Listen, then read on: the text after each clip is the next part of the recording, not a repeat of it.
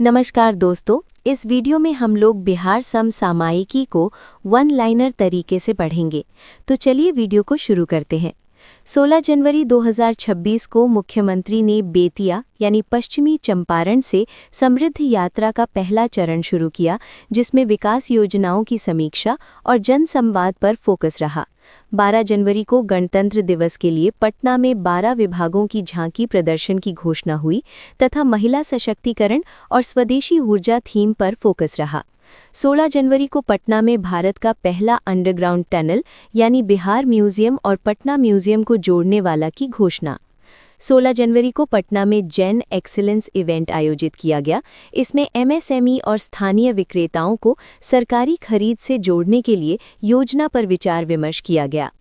बिहार सरकार द्वारा 22 जनवरी को सीवान में आयोजित समारोह में किसानों की आय दोगुनी करने का लक्ष्य 2029 तक रखा गया।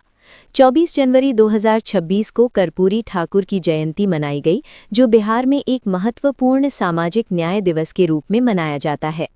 आरिफ मोहम्मद खान बिहार के 42वें राज्यपाल के रूप में शपथ ली, जो जनवरी 2025 में पदभार ग्रहण किया। जनवरी 2025 में बिहार सरकार ने स्कूलों में मिड डे मील के मेन्यू को और पोषण समृद्ध बनाने के लिए बदलाव किए, जिसमें प्रोटीन युक्त सामग्री और मौसमी सब्जियों को शामिल किया गया।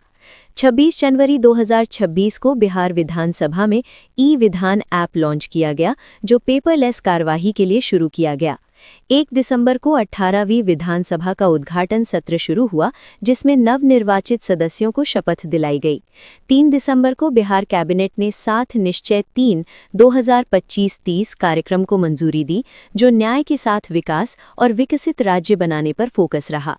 3 दिसंबर को राज्यपाल आरिफ मोहम्मद खान ने विधानसभा में संबोधन के दौरान 1 करोड़ नौकरियां सृजन करने और महिला रोजगार योजना की घोषणा की। 3 दिसंबर को 2025-26 के लिए 91,717 करोड़ रुपए का दूसरा पूरक बजट पेश किया गया, जो महिलाओं के कल्याण पर यानी 21,000 करोड़ रुपए के साथ फोकस रहा। 11 दिसंबर को पटना के गांधी मैदान में सरस मेला 2025 शुरू किया गया, जो 28 दिसंबर तक चला, जो हस्तशिल्प और ग्रामीण उद्यमिता पर फोकस रहा तथा इसकी थीम हुनरमंद हाथों से सजा बिहार था। दिसंबर 2026 में पटना में बिहार सरकार द्वारा भूमि विवाद समाधान के लिए भूमि सुधार संवाद कार्यक्रम शुरू किया गया, जिसका उद्देश्य भूमि संबंधी विवादों का पारदर्शी समाधान करना था। भूमि सुधार कार्यों के लिए उड़न दस्ता निगरानी टीम गठित किया गया। 18वीं विधानसभा का सभापति प्रेम कुमार को 2 दिसंबर 2025 को सर्वसम्मति से चुना गया। पटना में राष्ट्रीय गणित दिवस मनाया गया, जिसमें 2025 के राज्य स्तर के गणित प्रतियोगिता विजेताओं को पुरस्कार, लैपटॉप और स्मार्टफोन दिया गया।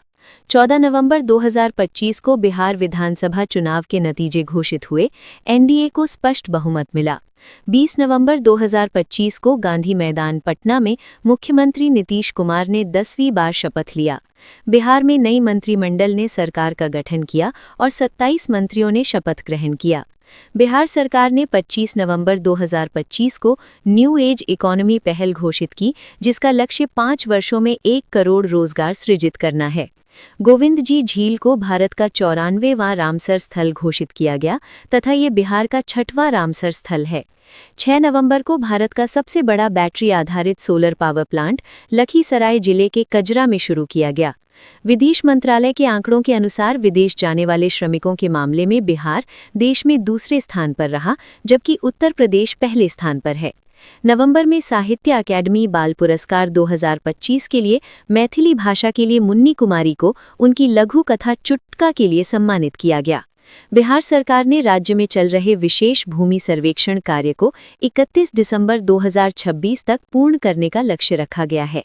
नवंबर की शुरुआत में बिहार राज्य में प्रवासी परिचय सांस्कृतिक उत्सव का आयोजन किया गया, जिसका उद्देश्य प्रवासी बिहारियों को अपनी जड़ों से जोड़ना था।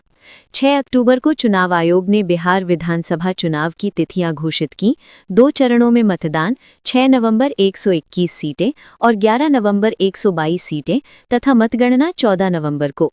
6 अक्टूबर को चुनाव आयोग ने अंतिम मतदाता सूची प्रकाशित की। कुल 7.42 करोड़ मतदाता बिहार राज्य में हैं।